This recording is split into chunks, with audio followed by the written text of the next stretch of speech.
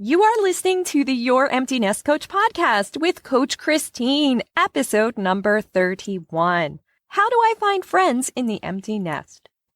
This podcast is for you, a mother who years ago walked away from a career to raise your child. Sure, you've been busy volunteering, carpools, maybe part-time work, and taking care of everyone. But your main gig? That has been your child. Now that they are in their later years of high school, the empty nest looms ahead for you and it is freaking you out. I've been there and I get it. Together, we'll turn our freaking out energy into freaking awesome energy. Hello, my future empty nest friend. I want to do a quick shout out to one of my podcast listeners and one of my sweet online friends, Gretchen, also known as the Planner Freak. You may find her on Twitter or Instagram at the handle The Planner Freak. Her Instagram feed is full of beautiful photos, videos, and great music. She's encouraging and kind. Getting to know people online such as Gretchen is one of the perks of starting this podcast. Thanks, Gretchen. My empty nest friend, I'll have links to her Instagram and Twitter accounts in my show notes. A quick reminder that all of my episodes are brought to you by my free 7-day program, The Empty Nest, a guide to uncovering my future. And to be clear, we're talking about your future, not mine. Hop on over to my website, youremptynestcoach.com, and sign up today. Look for the link that says Uncover Your Future. Today's episode comes from a podcast listener suggestion, and they ask, how do I find friends in the empty nest? This is a great question, and I think it falls in line with much of what this podcast is really all about. In that we spend so much time raising our children, and many times our friendships tend to be built around where our children are in their life. So it isn't difficult to find a friend in committees in our child's school, other parents at the school, maybe our part-time job, our work, and more. But when your child's activities no longer need your participation, the onset of new relationships in your life may dry up as well. Not only that, but the relationships in your life that were based on commonalities that have to do with your children may begin to drift apart. It is fantastic when a relationship you built over the years has deepened to a point where you have other commonalities, or you just love spending time with one another so much that your friendship remains. That is a very lucky place to be. But it is also normal to find that there are some friendships that were based entirely on those life moments that you had in common. And now that both of you are in new life moments, the friendship may fade. You may realize it first, or the other person may realize it first. Things may slowly drift away or just end suddenly. It happens. It is part of life, and your thought about this is everything. You could have thoughts such as, I can't believe they haven't been in touch with me since 3 months ago. Did our friendship mean anything to them? Or, I am so thankful for their friendship for as long as we were friends. It was exactly what I needed at that time in my life. Or, I can't wait until the time when we are able to reconnect again. I encourage you to find a thought that allows you to be thankful for the friendship and allows you to be open to new friendships. I think the second part of this is supremely important. And do some work on figuring out what kind of friendship you are looking for before you even begin looking. Are you looking for a daily walking buddy? A weekly coffee friend? Maybe a group of friends to play board games with, someone to travel with to exotic places. Do you want an in-person friend, or are you looking for online friends? What are you looking for in the friendship? And what kind of friend do you want to be? Now, once you know what you are looking for, where do you find these friendships? Well, I would be silly not to mention our Green Popsicle Stick Facebook group for starters. If you need a place to hang out with other amazing women who are at different points in the empty nest transition, we will welcome you with open arms. Another option to check out is meetup.com. This website lists in-person events on topics of all kinds and in different locations. I quickly looked at my town and found groups such as a hiking around the city group, a friends on the go group. This one is open to anyone 40 years old or older for creating new friendships and has almost 2,000 members. Also, a skiing sports and social meetup group, a chess and cheers group, and my favorite was a Society of Geeks group that I found. Anyway, you may create an account on Meetup and dive in. Search on your interests, and if you can't find a group worth checking out, then consider creating your own group that is specific to your interest, which you already figured out, right? Why not bring the friends to you? Another option is that since you did your due diligence and figured out what type of friend you are looking for, where do you think you would meet such a friend? Is there an activity you would have in common? For this, check out local events. Yes, you may look online for your town, such as Meetup, but you also should keep your eyes open as you pass those community bulletin boards that are in local stores and shops. You'll find some interesting events, especially if the location is in the shop of your interest. Also, your public library is great for these resources as well. How about volunteering in an area of interest? Do you love art? Volunteer in an art center. Do you love animals? Volunteer in a local animal shelter. Love to sing? Join a choir. One of the best ways to make new friends is to hang out with people who have the same interests as you. It's really as easy as that. And a fab thing is that you get to choose the interest. It isn't just another committee in your child's school. So have fun here. You also may consider looking up past friendships. You know, those friends that drifted away. Maybe invite them out for coffee to catch up and see if you are both in a different place now. Now, with all of these options, be open. Keep in mind that age doesn't matter. You may find a 25-year-old who has the same interests as you. Why can't you be friends? Seriously, what a great way to stay young. And I adore having a variety of ages in my friendships. It is an easy way to keep up on different perspectives.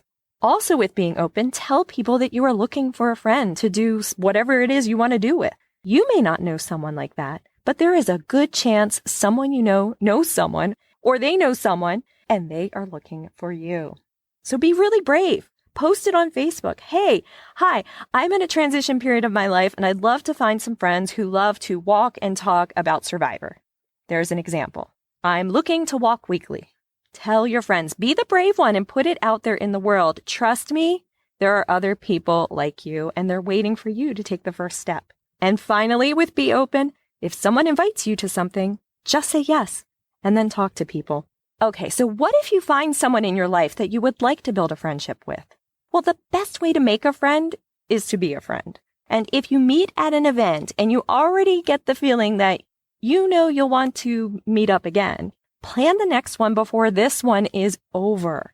Invite them to do something else with you. Be honest and be brave. Look, life gets busy and you need more than one meeting to create a friendship. But sometimes even when both parties are interested and want it to happen, it just doesn't because of, well, life. So definitely schedule it. This has been an interesting episode to assemble. I moved often in my 20s, and my jobs always inherently brought friendships. As my daughter grew, most friendships were around her activities. So no, friendships haven't been difficult to find so far, but it got me thinking. If I wasn't in the midst of building this business and had some actual free time, who would I spend time hanging out with outside of my family, and who are my inner circle? Number one, of course, is hubby. We have fun plans and things we look forward to doing together. He's easily overlooked in my life as he's so darn reliable, thoughtful, and helpful. He takes care of so much, and it's easy for both of us to get busy doing the chores, taking care of our daughter, of the house, and doing our jobs that we forget how awesome each other is. Do you find that too? But he's my bestest friend for sure. He doesn't listen to my podcast, but if he did, hey honey, I love you. Thanks for being you, Don. I am then super thankful for my friendships that have survived over the years. I've never been one to have a ton of close friends. To be honest, I get overwhelmed. But I have friends that we can pick up right where we left off, even if we don't talk for months. There's my friend who traveled to Disney with me when I graduated from college. And on that trip, she met her husband. We don't live in the same state right now, and with our lives as they are, catching up is not easy.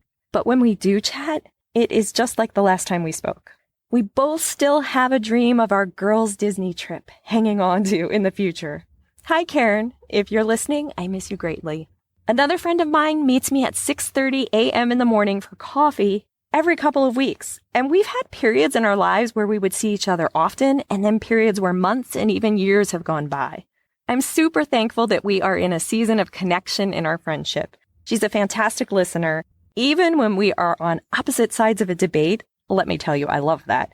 She's patient beyond words and is a wonderful human. Hi, Beth.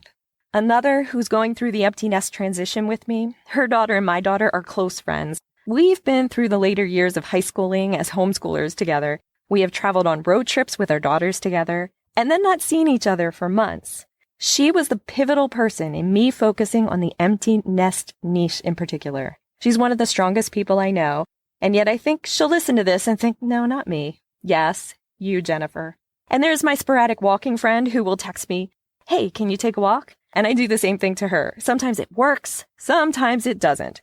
But when it works, we have the best time. Walks in nature, talking with deep conversations. I'm fairly certain she doesn't listen to my podcast, but if you do one day, Sue, I adore you. My empty nest friend. Yes, you listener. Maybe you should do what I just did and list out your friendships in the past and what you have now.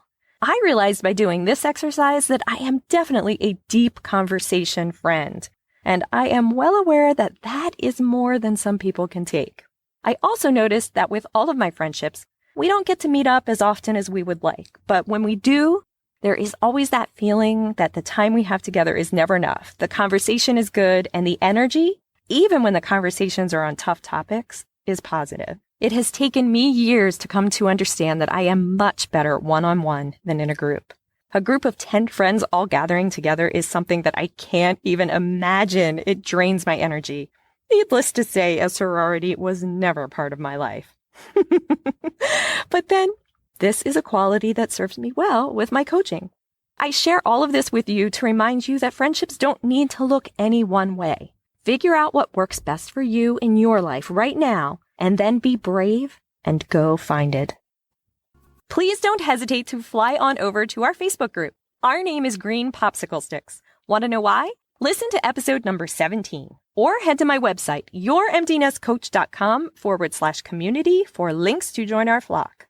Why should you join our group? Well, the adjustment to not having your kiddos at home full time isn't always easy, but it sure can be a ton more fun with a flock of friends. We look forward to seeing you there. If you are ready to begin the journey to find future you and use her as your GPS, definitely sign up for my free program, The Empty Nest, a guide to uncovering my future. Episode number 13 covers the high-level concepts of that program if you would like to check it out.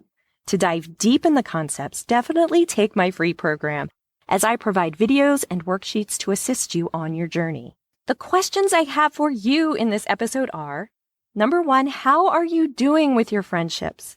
And 2, do you have other suggestions for meeting new friends? Let's help each other.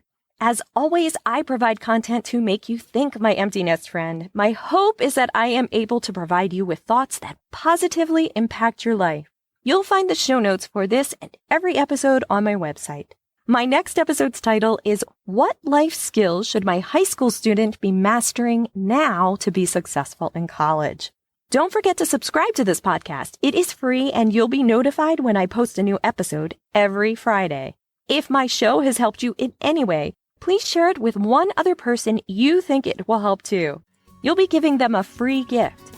Thanks for your time and energy with that. And thanks so much for listening, my empty nest friend. Remember, you are amazing. What are you looking?